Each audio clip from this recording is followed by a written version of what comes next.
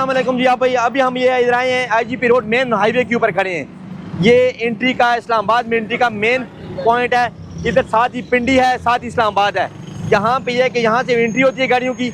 यहाँ पे हमारी जो स्ट्रैटेजी होती है लैंडिंग स्ट्रैटेजी, वो ये है कि एक रो हम बंद करते हैं, 2 रो हम खोलते हैं। जो 2 रो खोलते हैं वो उसमें ये होता है कि इसमें ना तो ट्रांसपोर्ट डिस्टर्ब होती है ना बंदे डिस्टर्ब होते हैं। जिसको हमने चेक करना तो उसको इशारा करते हैं और चेक हो जाती है इजीली। तो ये हमारी स्ट्रैटेजी है, हम लोगों के लिए, लोगों की सहूलत के लिए, ना कि लोगों को ख़राब करने के लिए। तो हमारी ये जो है ना, ये जो कार्रवाई चल रही है वो लोगों के लिए है।